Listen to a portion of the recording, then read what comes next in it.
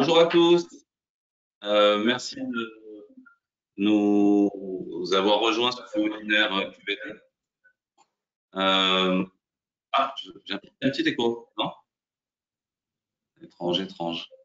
Peut-être. Bon.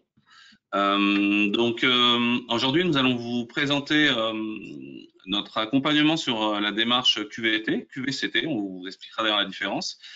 Et je vais être entouré de mes collègues Stéphane Porreau, ergonome, à la Métra 06, du docteur Laurie Cariou, d'Alice Panier, psychologue du travail. Et puis nous avons la chance d'avoir Madame Cotin, qui travaille à la clinique Saint-Dominique, qu'on a accompagnée, qui nous fera part de son témoignage, son retour d'expérience d'un accompagnement que nous avons réalisé avec elle. Je suis Nicolas Bertrand, responsable des projets pluridisciplinaires à la Métra 06. Et puis, sans oublier aussi Fabrice Palma, qui sera l'animateur des questions-réponses. N'hésitez pas pendant toute la présentation à poser des questions s'il y a des choses que vous ne comprenez pas. Fabrice pourra peut-être y répondre directement. Et puis, on sélectionnera un peu les questions qui sont revenues le plus souvent pour les traiter en fin de webinaire. Ce webinaire sera aussi en replay sur notre site, comme tous les webinaires de la Métra 06. Donc, si vous voulez le revoir ou le diffuser à d'autres personnes de votre entreprise, n'hésitez pas. Il sera disponible sur le site de la Métra 06 dans la partie webinaire. Donc, très rapidement, rapide présentation de la Métra 06, mais nous sommes le service de prévention et de santé au travail des Alpes-Maritimes et nos équipes sont composées de différents métiers. C'est ce qu'on appelle l'équipe pluridisciplinaire qui va du médecin du travail, de l'infirmier, des ingénieurs en prévention, des ergonomes, des psychologues, des assistants en santé au travail, des formatrices. Donc, on a une équipe aussi bien médicale qu'administrative pour vous aider à vous accompagner dans l'amélioration des conditions de travail et la prévention des risques. Donc, le webinaire d'aujourd'hui va s'articuler en 5 points. On va vous présenter la notion de QVT et de QVCT. La notion a un petit peu changé depuis peu. Pourquoi s'engager dans une démarche QVT? Quel intérêt pour vous, entreprise, de vous lancer dans la démarche? Comment nous, concrètement, on peut vous aider et vous accompagner dans cette démarche? Ensuite, on aura un témoignage de Madame Cotin. Et puis, on gardera 20 minutes pour répondre à vos questions. Vous pourrez les poser à ce moment-là, mais dès maintenant, si vous en avez, n'hésitez pas, on sélectionnera donc les questions qui reviennent le plus souvent. Si toutes les questions n'ont pas été traitées, si vous avez beaucoup de questions, parce que vous êtes quand même assez nombreux aujourd'hui à vous connecter, on pourra vous recontacter après le webinaire aussi, et toutes les questions seront enregistrées et on vous apportera des réponses en suivant. Donc, pour commencer ce webinaire, je vais vous faire travailler un peu. Je vais vous poser une question. Vous allez essayer de répondre à ce petit sondage. La question, c'est, je vais afficher, hop là, normalement, vous devez voir une question qui apparaît et je vous pose la question, quelle est, selon vous, qu'est-ce que c'est pour vous une démarche QVT? Donc, vous avez plusieurs réponses possibles. Il y en a peut-être plusieurs bonnes réponses. Donc, les possibilités de réponse, c'est une action coup de poing pour booster mon entreprise, une démarche réglementaire, agir sur le bien-être de mes salariés, répondre aux demandes du CSE ou investir dans des espaces de détente. Donc, il peut y avoir plusieurs bonnes réponses. On va voir un petit peu pour vous ce que vous entendez derrière ce mot-là, puis on verra après ce qu'on peut en dire. Vous êtes déjà pas mal à avoir voté. Il y en a 50% qui ont voté. Je vous laisse encore un petit peu de temps, 60%. N'hésitez pas, il n'y a pas... Voilà, 70%. Je vois que les réponses sont partagées. Il y a plusieurs... Allez, on va laisser encore quelques secondes. On est à plus de 80% qui ont voté. OK, donc du coup, on va fermer le sondage et je vais vous l'afficher. Est-ce que Stéphane, tu le vois? Oui, c'est bon pour moi. OK, alors je te laisse y répondre. Ça marche, merci. Bon, je vais prendre le relais pour commenter un petit peu les résultats de ce sondage. On a placé des suggestions, comme vous avez pu le voir. On aurait pu en mettre d'autres. On vous a épargné la corbeille de fruits. Alors, concernant une action coup de poing pour booster l'entreprise, vous avez été 15% à partir là-dessus. On peut l'entendre comme une action coup de poing dans le sens de remuer un peu le contexte, le mettre en question, le considérer ou encore le dynamiser. Par contre, c'est évident que si on considère une action brève, on risque de ne pas être trop efficace et ça ne sera pas recommandé si on souhaite mener une démarche constructive et adaptée à votre entreprise. Voilà. La démarche réglementaire à 39%, j'aurais pu attendre un petit peu plus, mais bon, en tout cas, ça reste un résultat et c'est pas plus mal. On en viendra à l'aborder un petit peu plus tard. C'est un critère qui peut avoir son poids de par le contexte réglementaire qui est autour. Mais c'est évident que ça ne doit pas constituer la motivation première de votre démarche. Néanmoins, ça peut être un levier pour lancer celle-ci. En ce qui concerne l'action pour le bien-être des salariés, alors là, on est clairement dans l'essence même de la QVT, puisque on parle d'action de bien-être des salariés d'un point de vue très global. C'est une notion qui peut être à la fois cause comme conséquence. Répondre à une demande du CSE, 23%. Alors là, ce n'était pas tant un item pour faire plaisir au CSE, je pense que vous aurez compris la nuance. Ce n'est pas tant un but, mais c'est surtout l'importance de souligner le rôle du CSE dans ce type de démarche, qui peut être vraiment un appui, un acteur important et essentiel à impliquer lorsqu'il existe dans les entreprises. Et enfin, investir les espaces détente, 36%. Alors là, je prendrai un petit peu l'image du bonbon et du papier de bonbon. C'est un peu comme si on percevait ou résumait une démarche comme telle, à savoir viser l'emballage du bonbon sans s'intéresser vraiment au bonbon, alors que pourtant c'est le contenu qui est prioritaire si on veut l'apprécier. Après, c'est pas pour autant que ça n'a pas d'intérêt. C'est surtout pour moi, je pense, un moyen et non pas un but d'aboutir à des réflexions un peu plus profondes sur, par exemple, voilà, la mise en place de tels espaces pour traiter des problématiques liées à la communication ou encore pour permettre aux salariés de pouvoir couper de son travail. Voilà. Donc tous ces points et ces réflexions pour en venir un peu à l'importance du pourquoi, que ce soit en un mot ou en deux mots, pourquoi aborder une démarche QVT. Merci, merci Stéphane. Voilà.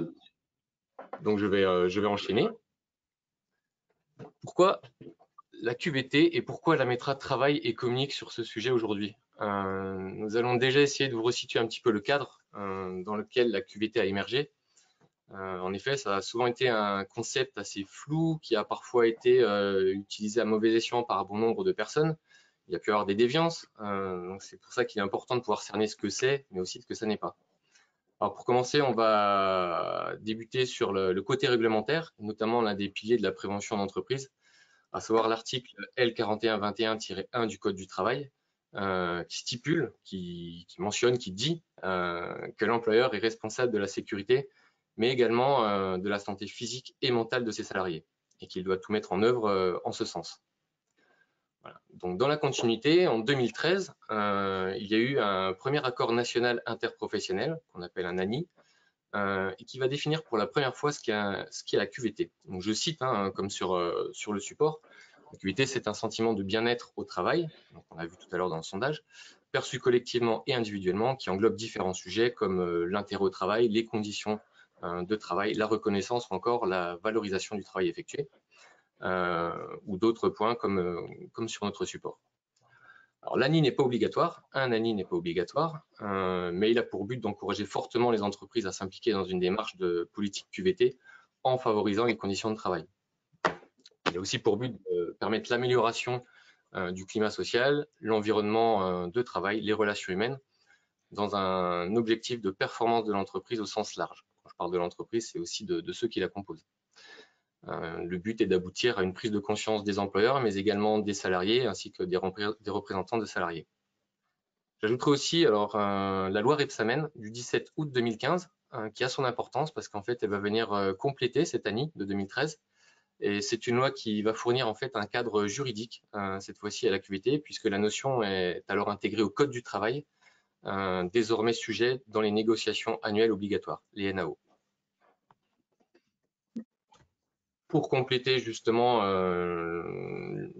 le petit chemin de la QVT. Donc, elle a continué son petit bonhomme de chemin, comme on pourrait dire, jusqu'à l'arrivée d'un nouvel ANI en décembre 2020, qui a souhaité recentrer les discussions et surtout mettre l'accent sur la considération des conditions de travail. Parce que souvent, comme on l'expliquait en amont, la QVT a regroupé beaucoup de sujets, mais on s'est rendu compte que les conditions de travail pouvaient être un peu diluées. Donc c'est là qu'on va mettre l'accent dessus et que le terme va évoluer de QVT à QVCT au travers de cette ANI. Donc cette ANI va également souligner la promotion de la QVCT avec la santé au travail. La QVCT est alors citée comme dépassant une approche par le risque professionnel, en posant un regard un petit peu plus large sur les conditions de réalisation du travail. Voilà. Elle doit donc participer à la qualité du travail, cette QVCT, mais également à la prévention primaire, qui est un point important, notamment dans notre implication. Cette ANI de 2020 sera ensuite transposée par la loi santé-travail du 2 août 2021, qui va également transformer la QVT en QVCT et qui va enrichir les missions des services de santé au travail, désormais appelés services de prévention et de santé au travail, dans ce cadre. Ensuite, on a eu un 4e plan santé-travail qui est sorti sur la période 2021-2025. Alors, un plan santé-travail, c'est le fruit d'un travail de co-construction entre l'État, la sécurité sociale, les organismes de prévention ainsi que les partenaires sociaux. Et ce plan santé-travail va confirmer l'importance de la QVCT en tant que levier de performance de l'entreprise et de bien-être des salariés. Donc, les SPST, donc services de prévention et de santé au travail, sont donc considérés comme légitimes à accompagner les entreprises, leurs adhérents, dans les démarches QVCT. Donc, on s'est rendu compte un petit peu de la convergence de tous ces éléments, à savoir la loi santé-travail, à savoir les ANI, également le plan santé-travail, mais surtout les besoins de nos adhérents, puisqu'on a eu quelques questions, quelques remontées qui s'interrogeaient à ce sujet. Donc c'est pour ça que naturellement, la Metra 06 a souhaité intégrer une prestation relative à la QVCT, qui soit à la fois de proximité et adaptable pour ses adhérents. Bien entendu, avant de lancer une démarche, il faut considérer un minimum de préalables. Si tu peux nous faire tourner l'affichage, merci. Donc ça n'arrive pas comme un cheveu sur la soupe, hein. La QVCT, c'est pas non plus une démarche comme ça qui est ponctuelle et qu'on veut faire d'un trait. Il faut vraiment avoir une vraie motivation et un minimum d'implication dans la considération des conditions de travail. Pour cela, il faut les connaître aussi. Donc en premier préalable, on trouve nécessaire que l'entreprise ait réalisé son évaluation des risques professionnels au travers du DERP, donc le document unique d'évaluation des risques professionnels, qui est obligatoire, vous le savez, dès lors que vous avez un salarié. Alors, sachez par ailleurs que si jamais vous n'êtes pas dans les clous sur ce sujet, la Metra 06 peut également vous accompagner à cet effet. Autre point, il est important que l'entreprise puisse respecter le cadre qui est fixé par le fameux ANI du 9 décembre 2020, notamment par le fait d'avoir une approche adaptée qui résulte d'une concertation dans l'entreprise avec un engagement volontaire et partagé. La démarche doit être construite et elle doit résulter d'un processus d'appropriation continue. Encore une fois, ce n'est pas une intervention ponctuelle, c'est vraiment ça doit rentrer dans la culture de l'entreprise. Voilà, tout ça pour vous dire que la QVCT n'est pas un simple coup de tampon ni une démarche marketing, hein, au risque de pouvoir en choquer quelques-uns, mais en tout cas, il faut insister là-dessus. C'est une vraie prise de conscience de la part des entreprises et un vrai engagement dans la durée pour l'entreprise dans sa globalité. Je vais donc passer la parole au docteur Kiriou, qui est médecin du travail chez nous, et qui va vous présenter les intérêts qu'il y a à engager une démarche QVCT. Merci Stéphane. Pourquoi s'engager dans une démarche QVCT? Divers constats dans votre entreprise vont vous inciter à vous investir dans ce type de démarche. Vous constatez par exemple de l'absentéisme, un turnover important dans vos équipes, une démotivation ou un manque d'investissement de la part de vos salariés. En gros, une dégradation dans l'ambiance de travail. Attention toutefois, c'est là où il faudra vous rapprocher de l'équipe de santé au travail pour bien évaluer la situation, parce que dans un contexte trop dégradé, la démarche QVT ne sera pas adaptée. Il faudra alors partir vers d'autres types d'accompagnement. Je pense notamment à l'accompagnement aux risques psychosociaux. Ça peut également être une évolution dans votre entreprise. Vous changez de direction, vous décidez de changer totalement le fonctionnement d'entreprise et vous souhaitez mettre à plat et améliorer le fonctionnement général. Ça peut être également une perte du savoir-faire. Je pense par exemple, moi, à une entreprise dont j'ai suivi, qui est une industrie qui fabrique des pièces métalliques. Aujourd'hui, ils sont situés un peu à l'écart des bassins de recrutement. Ils ont des difficultés, il n'y a pas de transport en commun pour y accéder, et ils recrutent normalement des ouvriers qui ont des compétences très spécialisées. Donc aujourd'hui, ils se retrouvent avec des difficultés à recruter de jeunes ouvriers, ce qui induit des postes vacants, et les collègues doivent remplacer les postes vacants.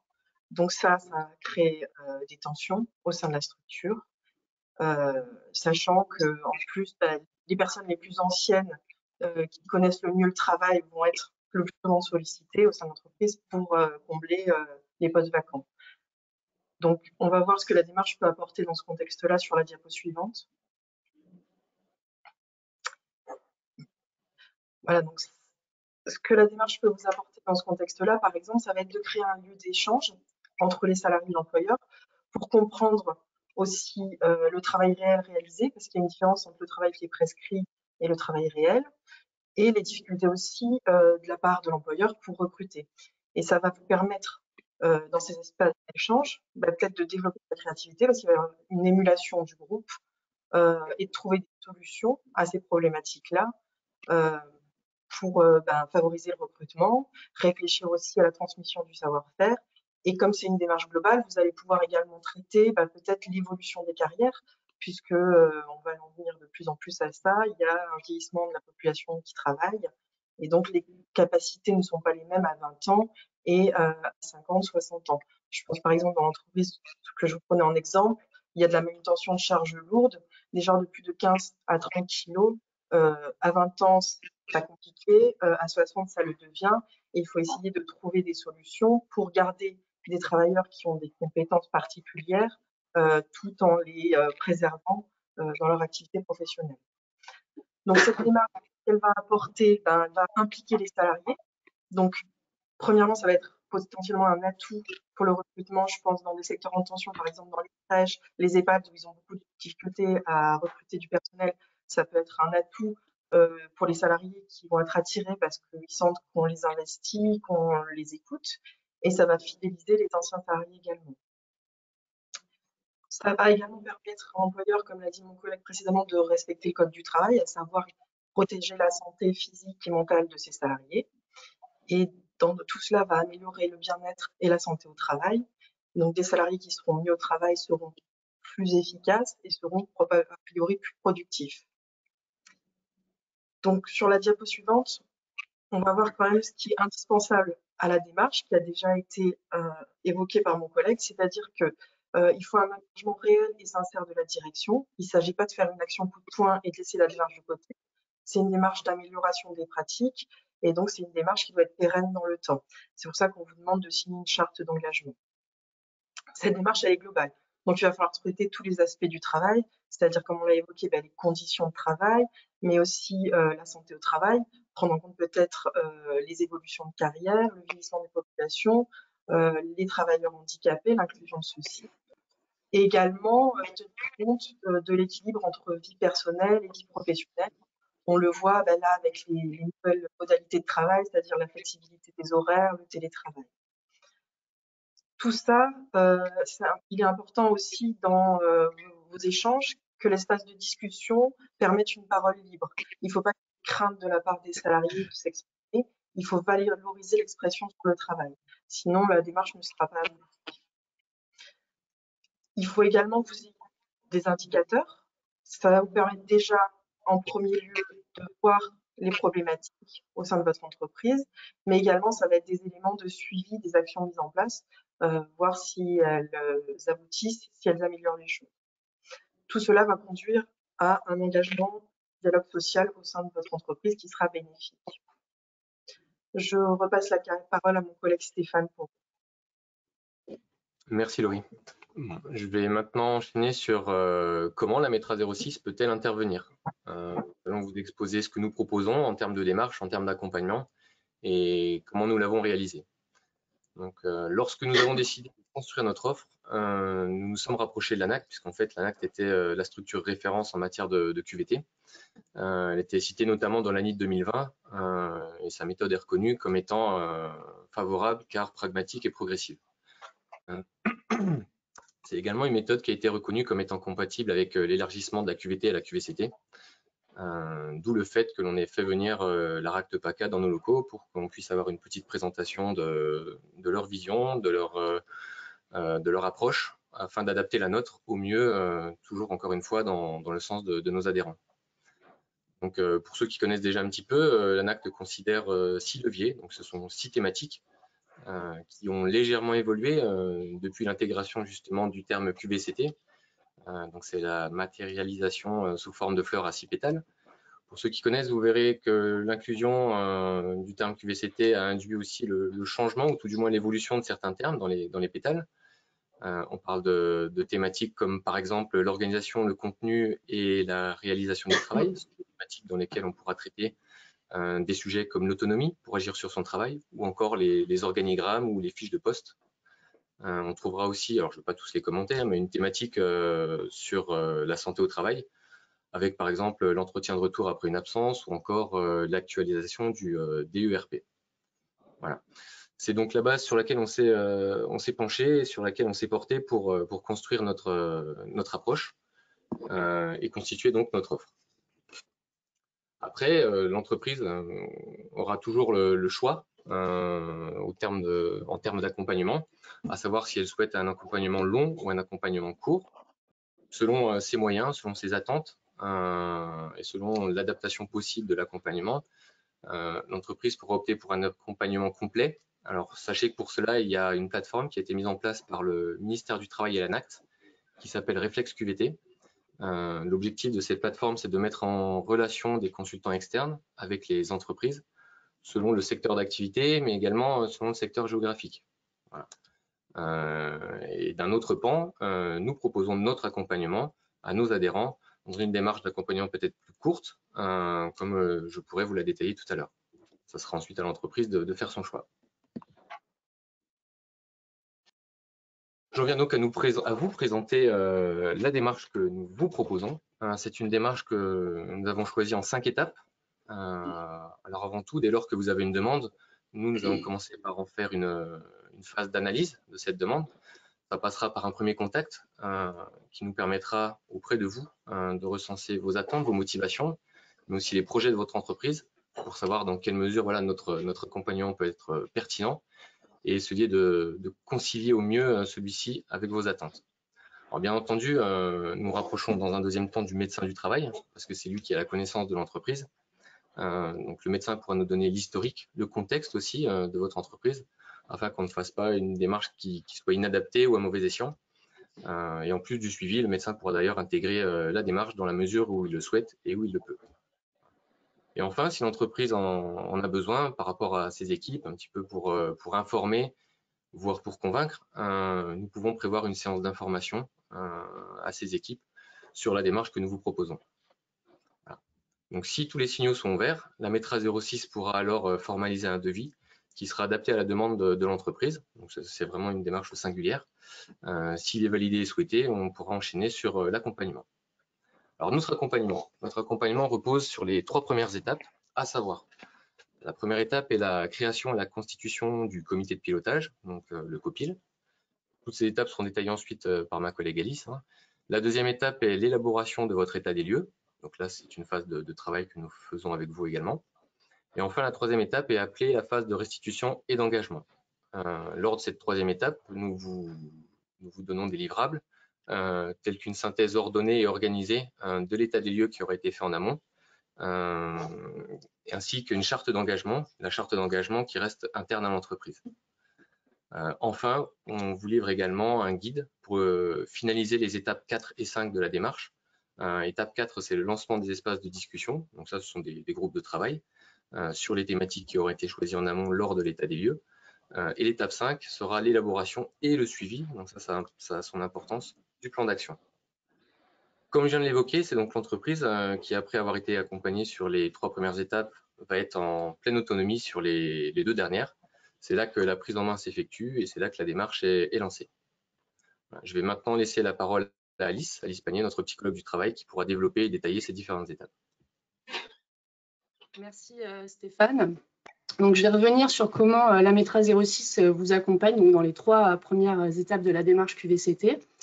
Donc, on vous accompagne dès la première étape de la démarche QVCT, qui est la création du comité de pilotage. Donc, l'idée, c'est qu'on puisse vous donner des conseils avisés, notamment sur la constitution et également le fonctionnement de ce comité de pilotage. Donc, une information déjà importante, cette instance a un rôle essentiel dans la réussite de votre démarche, puisque un de ses rôles premiers est de veiller à la bonne gestion du projet.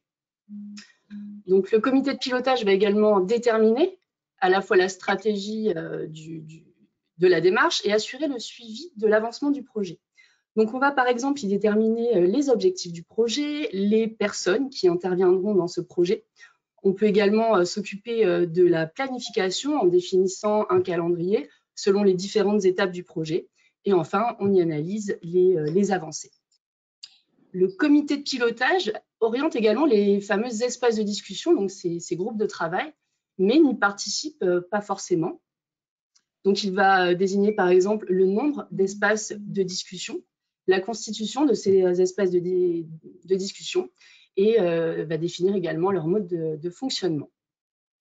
Enfin, il doit mettre en œuvre les moyens nécessaires pour l'atteinte des objectifs de la démarche et donc identifier les freins à l'atteinte de ces objectifs et mettre en œuvre les ressources adaptées pour pouvoir lever ces freins.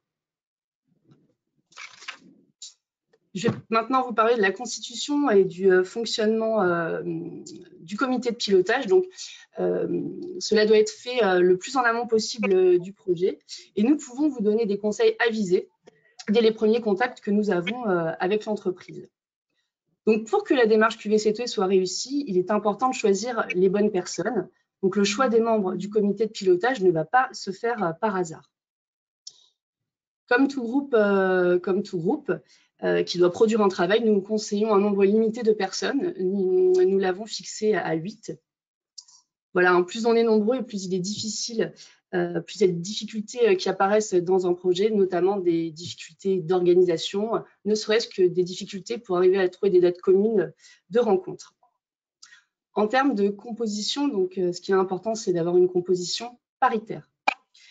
Et voici donc les fonctions auxquelles nous pensons. Donc la direction ou son représentant, une personne du service des ressources humaines, 1 ou 2 membres des instances représentatives du personnel, et enfin des salariés qui sont impactés par les principaux axes du projet. Ça peut également être les salariés qui représentent les différents services, métiers dans votre entreprise. Sachez également que si besoin, vous pouvez vous appuyer sur des experts ponctuellement, hein, mais vous pouvez vous appuyer sur des experts qui soient internes ou externes à l'entreprise. Vous pouvez tout à fait inviter à une ou plusieurs réunions l'expert sur un sujet qui va vous permettre d'avancer à un moment clé de votre projet. Donc, le mode de fonctionnement du projet doit être co-construit dès le début du projet et validé bien sûr par l'ensemble des membres du comité de pilotage. Et nous vous conseillons de mettre par écrit ce fonctionnement. Donc, que va-t-il concerner ce mode de fonctionnement? On peut y parler par exemple de la planification des étapes du projet, des échéances, de la répartition des tâches de chacun, avec également la désignation du chef de projet. Et finalement, toute information utile qui vous permettra de structurer et de cadrer le déroulement de votre comité de pilotage. Donc, les collaborateurs pressentis pour être membres du comité de pilotage doivent avoir une certaine appétence sur le sujet. Donc, il faudrait revenir à la diapositive précédente. Doivent avoir une certaine appétence sur le sujet pour être à la fois engagés et motivés par le projet.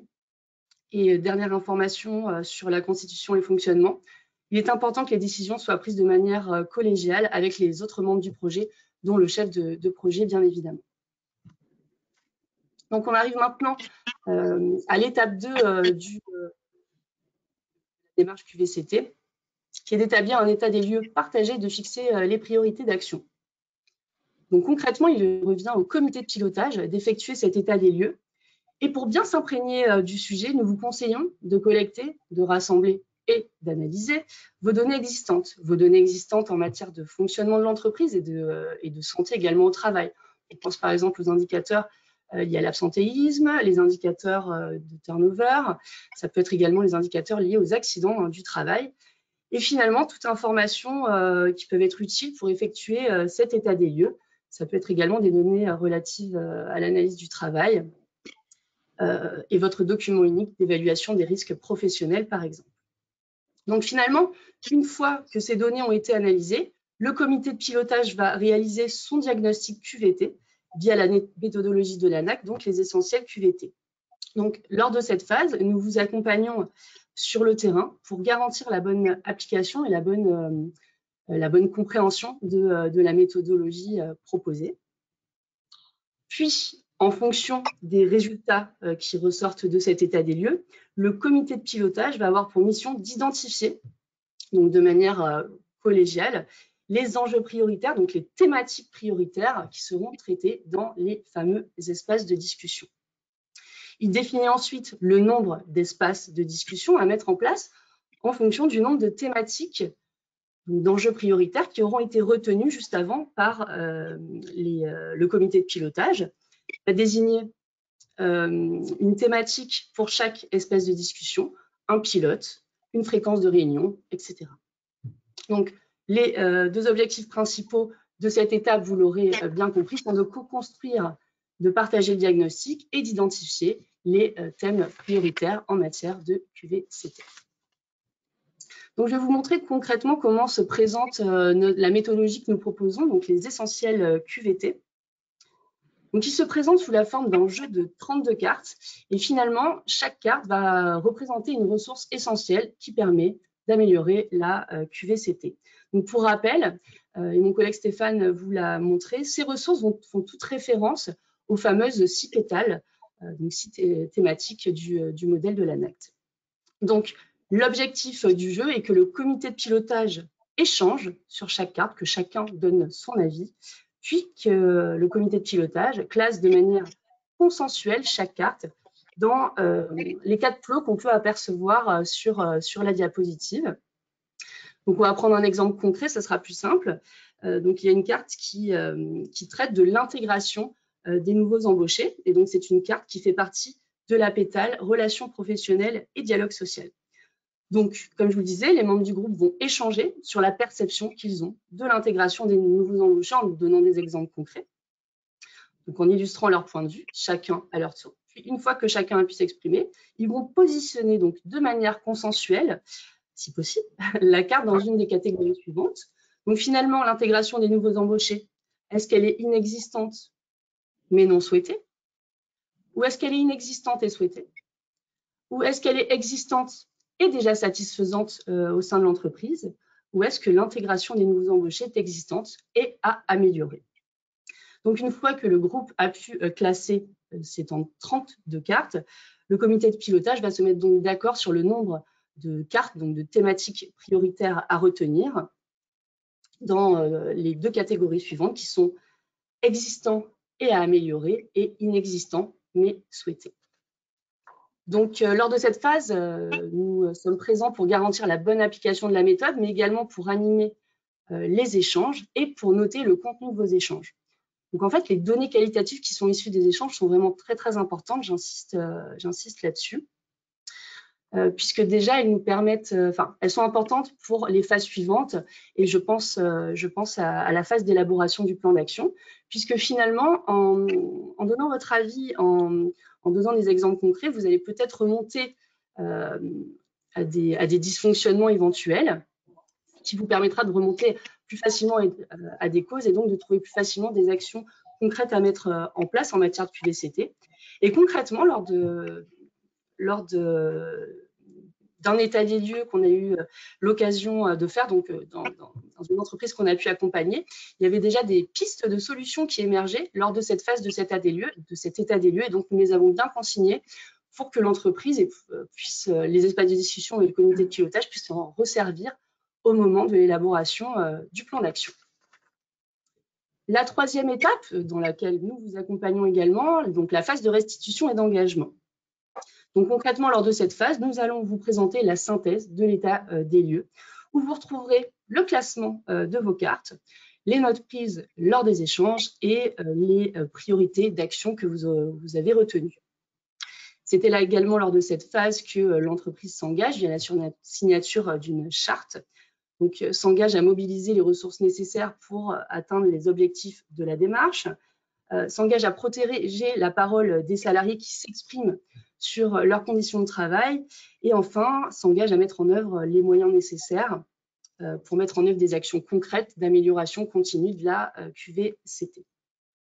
Nous avons également prévu de vous donner une sorte de guide pour vous communiquer des informations vraiment utiles sur tout ce qui va concerner les espaces de discussion. Donc, par exemple, à quoi sert un espace de discussion?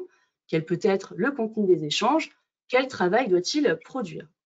Et enfin, si l'entreprise le souhaite, nous définissons ensemble les acteurs qui interviendront dans ces espaces de discussion en fonction des thématiques retenues. Voilà, vraiment l'idée, c'est que l'entreprise puisse être autonome pour le lancement des espaces de discussion et l'élaboration du plan d'action.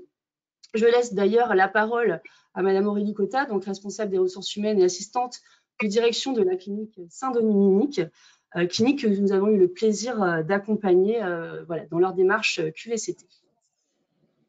Merci Alice. Donc bonjour Madame Cotta. Merci d'être disponible ce matin. Je vous laisse peut-être présenter votre entreprise et votre fonction.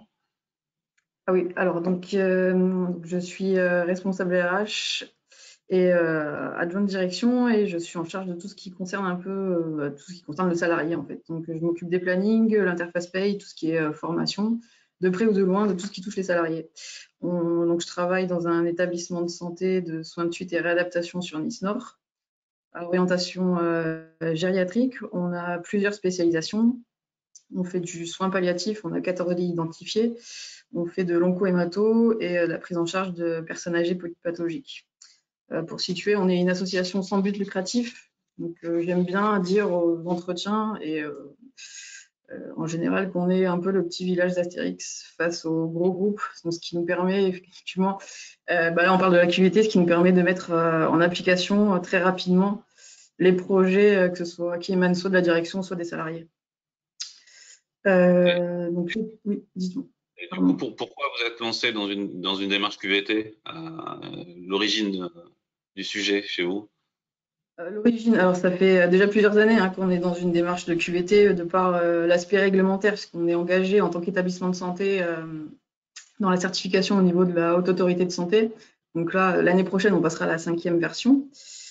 Et quand j'ai vu l'appel de la METRA, j'ai pas hésité parce que je pense que dans tous les domaines, y compris la QVT, on a besoin d'un petit coup de boost, comme on disait tout à l'heure, parce qu'on a la tête dans le guidon et que j'avoue que c'est plaisant d'avoir des intervenants externes pour parler notamment de la QVT.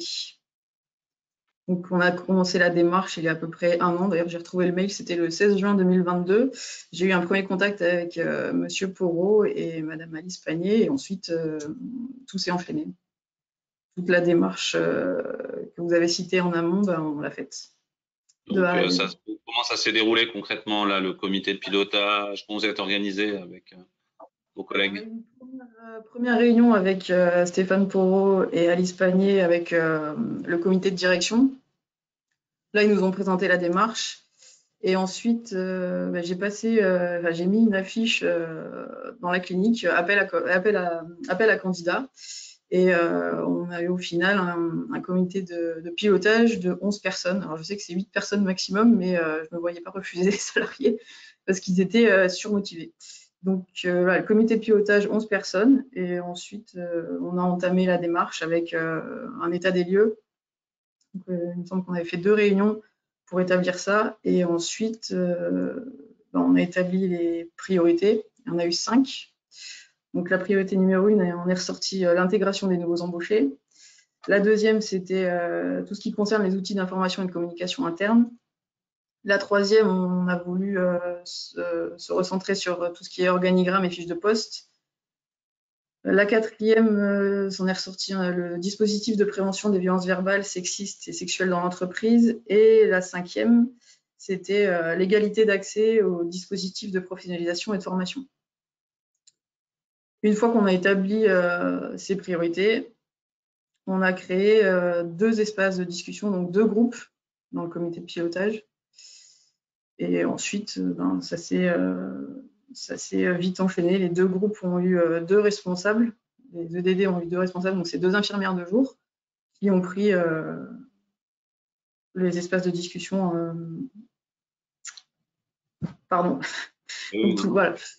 Tout à fait. Donc, du coup, la première partie qui était l'état des lieux, donc l'accompagnement avec la METRA 06, ça vous a vraiment permis voilà, de définir des axes assez clairs. Ça nous a permis la méthode ANACT avec les cartes. Donc ça, on a sorti 5 priorités. Et sur ces 5 priorités, on a établi 2 groupes, 2 espaces de travail, 2 espaces de discussion, pardon. Donc un espace qui va gérer l'intégration des nouveaux embauchés et l'organigramme et fiches de poste, et un autre qui est en charge des outils d'information et de communication interne et des dispositifs de prévention des violences verbales. Donc là, vous êtes maintenant autonome dans ce travail-là. La METRA vous a aidé à vous lancer sur ces axes et puis vous pilotez ça vous-même ou c'est les 2 infirmières qui pilotent ça directement? C'est les 2 infirmières qui pilotent ça. Moi, je fais partie du premier groupe, tout ce qui est intégration des nouveaux embauchés, et elles ont été autonomes complètement.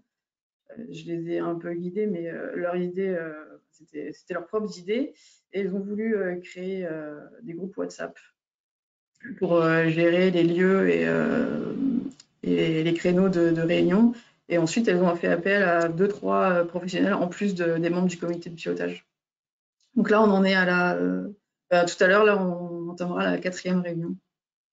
Et la semaine prochaine, notre première réunion de comité de pilotage sous forme de soirée pizza, puisque c'est compliqué sur le personnel, les personnels soignants, il y a équipe contre équipe, il y a des horaires, il y a des grosses amplitudes. Donc, je suis assez agréablement surprise parce qu'il n'y a eu aucun absent sur les réunions. Les salariés se sont déplacés sur leur temps de repos également pour participer à tout ça. Et du coup, en conclusion, vous recommanderiez à d'autres entreprises d'être accompagnées par la METRA? Ça vous a réellement aidé? Oui, pour le coup, je la recommande parce que comme je disais tout à l'heure, c'est pas que ça nous oblige, mais du coup, on est vraiment engagé. Donc là, il y a vraiment un engagement de la direction et des salariés pour faire ça. Et on s'y met vraiment. C'est concret, notamment parce qu'il y a des intervenants externes et que ça aide. Merci beaucoup de votre témoignage. On peut peut-être passer maintenant à la partie questions-réponses. N'hésitez pas encore une fois hein, sur la plateforme GoToWebinar, vous pouvez poser des questions. Il y a Fabrice qui est en train d'y répondre, qui va me faire parvenir les questions les plus fréquentes là-dessus. Il y a une question, c'était est-ce que cet accompagnement il est payant ou gratuit? Donc sur cette question-là, c'est une prestation qui sera proposée sur devis.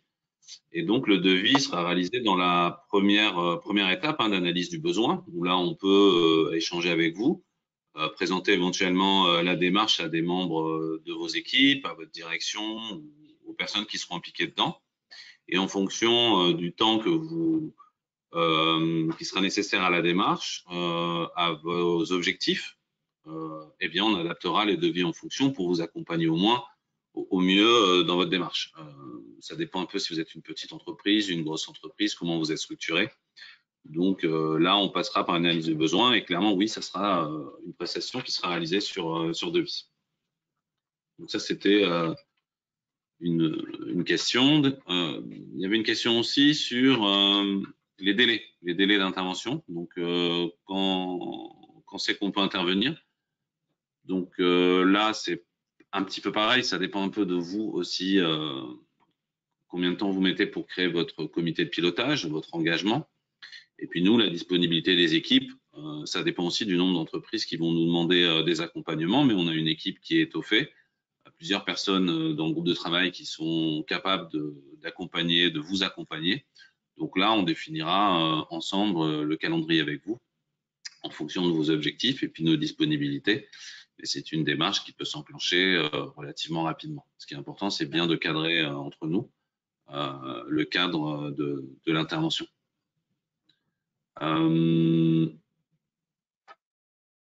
Alors, Il y a des questions après sur le chat. Si j'en prends par exemple, est-ce qu'il est possible à l'issue de la présentation d'obtenir les slides? Oui, donc ça je ne l'ai pas dit tout à l'heure, ça c'est une question plus pratico-pratique.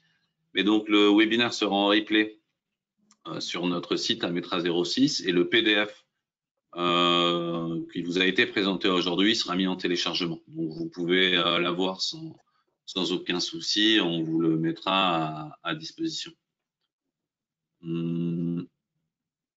Alors, sur les autres questions, je ne sais pas si de ton côté, Fabrice, tu as quelques-unes. On va sinon prendre les premières. Alors une question, en tant que médecin du travail, comment intervenez-vous dans la prévention des risques psychosociaux des collaborateurs afin de garantir un certain bien-être vis-à-vis d'eux? Je ne sais pas si peut-être, Laurie, tu peux répondre sur la question de l'équipe pluri, du médecin, sur la partie RPS. Alors, si je comprends bien la question, c'est au sein de nos équipes, à nous, comment nous garantissons en tant que médecin du travail la santé physique et mentale des salariés? Oui, comment on intervient dans une démarche de prévention des risques psychosociaux. Au sein de notre structure, on est d'accord. Déjà, il y a des espaces de discussion qui sont mis en place dans notre structure pour échanger dans les équipes sur les pratiques, le fonctionnement, essayer de trouver des solutions aux problématiques, aux difficultés par exemple rencontrées par les secrétaires qui sont en contact direct avec les adhérents, qui peuvent parfois s'agacer des délais de visite, etc. On essaie d'échanger au plus et de faire remonter les problématiques. Alors, on est une structure qui est un peu éclatée sur toutes les Alpes-Maritimes, donc c'est vrai qu'on est dans des petits centres. Donc, dans chaque centre, on fait des réunions régulières en équipe et on fait remonter les problématiques à notre hiérarchie qui est sur Nice afin d'essayer de trouver des solutions pérennes dans le temps pour faciliter l'activité et le bon fonctionnement au sein de la structure. Après, si c'est des problématiques individuelles, là, on va solliciter des intervenants extérieurs. Voilà, on a des psychologues qui peuvent intervenir aussi auprès de nos équipes si nécessaire. J'espère avoir répondu à votre question. Je sais pas, si vous voulez des compléments à nous reposer des questions. Il y a un participant qui nous pose la question de savoir si à la fin, le jeu de cartes, ils peuvent le garder. Stéphane, si tu peux répondre à cette question. Ouais. Je répondrai juste qu'il n'est pas prévu de laisser un jeu de cartes. Néanmoins, le jeu de cartes est disponible via la NACT ou la RACT locale. Donc ça coûtait une poignée d'euros, donc c'est relativement accessible. Si après intervention, il y a besoin de laisser le jeu de cartes et qu'on n'en a pas besoin dans la foulée, nous on en a deux ici, on peut également le faire, mais je pense que l'entreprise a tout intérêt, si elle le souhaite, à pouvoir se le fournir. Ok. Une question sur la constitution du comité de pilotage, peut-être pour Alice, savoir s'il y a un nombre minimum de salariés pour rendre pertinent l'intervention de la Metra 06, parce que tu avais parlé de 8 personnes max, mais est-ce qu'il y a un nombre minimum ou des fonctions nécessaires dans ce groupe? Effectivement, on n'a pas travaillé sur le nombre minimum de personnes, mais c'est quand même une question qui est intéressante. Je pense effectivement qu'il y a des fonctions qui sont essentielles.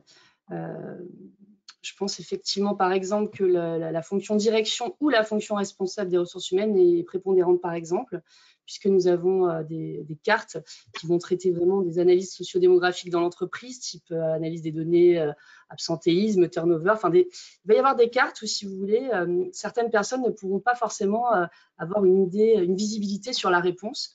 Donc, il est important d'avoir une personne de la direction et des ressources humaines à minima. Et évidemment, comme on parle de parité, ça veut dire qu'il y aura au moins une autre personne côté salarié. Et tout dépend en fait de combien à mon sens, tout dépend aussi de combien de services ou de domaines d'activité vous avez dans l'entreprise. Puisque ce qui est aussi important, c'est de pouvoir avoir une vision du travail et de travail du terrain. Donc, je pense aussi que, par exemple, si vous avez 2 gros services dans l'entreprise, ce serait peut-être bien d'avoir à minima un salarié de chaque service pour pouvoir parler de ce qu'il connaît. Donc, c'est vraiment dépendant de de l'entreprise, mais je dirais un grand minimum de 2, et puis après, ça va dépendre de votre spécificité. Une autre question, c'est est-ce que cette démarche-là, elle est utile dans le cas d'une start-up? C'est quelqu'un qui travaille dans une start-up. Est-ce que, selon vous, pensez que dans ce genre d'entreprise, la démarche peut avoir un intérêt? Je sais pas, Stéphane, peut-être tu peux. Je pense que la démarche est utile pour tout type d'entreprise, quelle qu'elle soit. Comme on a pu la citer tout à l'heure, le but est d'avoir aussi une approche qui s'intéresse à la prévention primaire des risques. Donc, que ce soit une start-up ou une plus grosse entreprise, la start-up souvent est amenée à évoluer. Ça peut être intéressant justement d'anticiper ces évolutions en prenant l'existant et de mettre en place comment dire, des éléments dans l'entreprise, des démarches, des habitudes, des fonctionnements, de la communication qui pourront ensuite être adaptés à l'évolution de l'entreprise. C'est toujours mieux d'anticiper plutôt que de le subir ensuite. Ok, donc c'est clair, hein, quel que soit finalement le secteur dans l'entreprise, une démarche QVT peut avoir l'intérêt.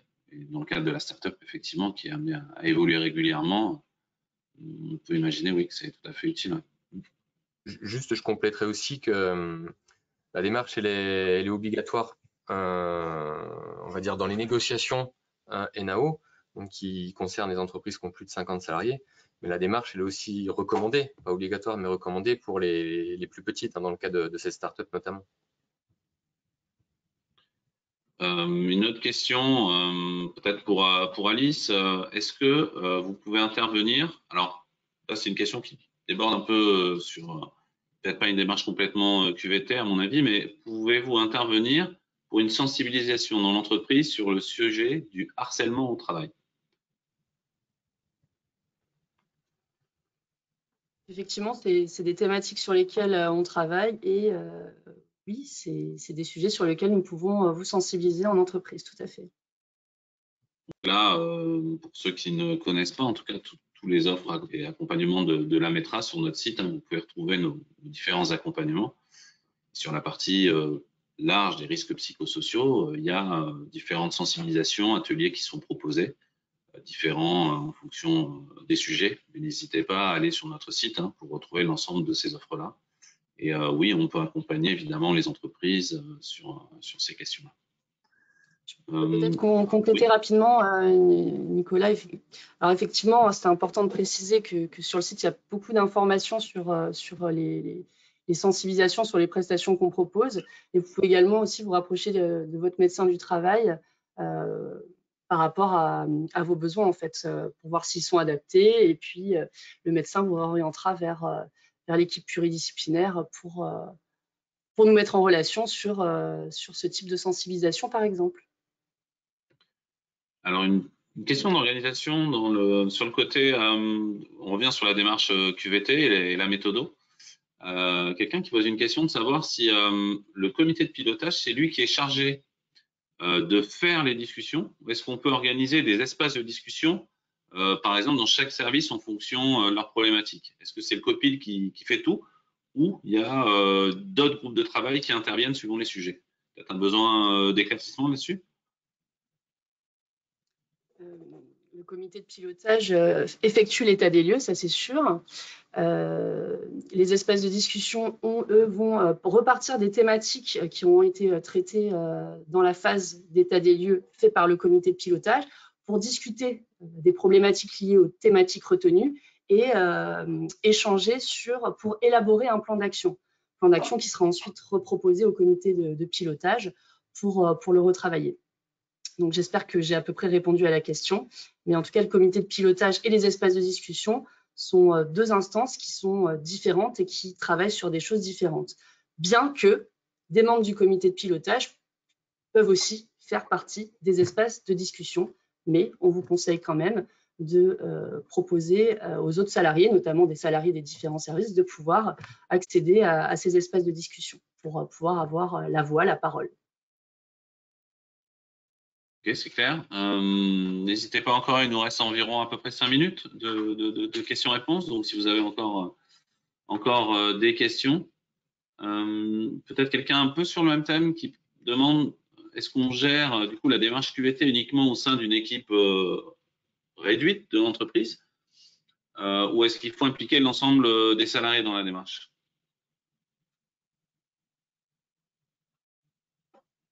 La question, elle poserait sur le on, parce que le on, si on le considère comme étant l'entreprise, oui, à un moment, il faut que l'ensemble des salariés puissent être au courant qu'il y a une démarche qui est lancée. Si le on, c'est Ametra 06, nous, forcément, on s'adressera au comité de pilotage.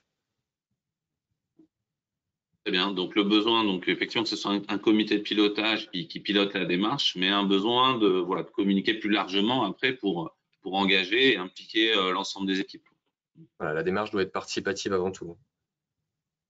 OK. Je ne sais pas s'il y a encore des questions. Je vérifie dans le chat. Écoutez, on va peut-être s'arrêter là. En tout cas, n'hésitez pas à nous ressolliciter. Donc, comment nous contacter? Très concrètement, si vous êtes intéressé par cet accompagnement à la QVT, vous pouvez nous contacter via cette adresse email secrétariat.stp@ametra06.org. Vous nous laissez vos coordonnées, ce qui pourrait vous intéresser. Puis nous, encore une fois, après, on va contacter votre médecin du travail, échanger avec lui, et on pourra éventuellement organiser un premier rendez-vous téléphonique ou une prévisite dans votre entreprise pour essayer de comprendre un petit peu vos besoins et savoir ce qui pourrait être le plus utile pour vous accompagner dans cette démarche QVT. Donc, si vous êtes intéressé, donc vous nous contactez sur ce mail-là. Vous avez aussi le QR code qui renvoie vers nos ressources dédiées sur le sujet. Et le webinaire sera donc disponible sur notre site web dans l'onglet Nos prestations, rubrique webinaire. Donc, c'est www.metra06.org/webinaire au pluriel. Donc, encore une fois, ce webinaire sera en replay. N'hésitez pas à nous contacter et je vous remercie de votre participation. Vous étiez près de 150 aujourd'hui. Donc, c'était une belle affluence. Et puis, je vous souhaite une bonne journée et une réussite dans vos projets. Et si vous souhaitez qu'on vous accompagne, n'hésitez pas à nous recontacter. Merci à tous les intervenants. Merci à Madame Cotta particulièrement pour votre témoignage. Merci. Au revoir à tous. Au revoir. Au revoir.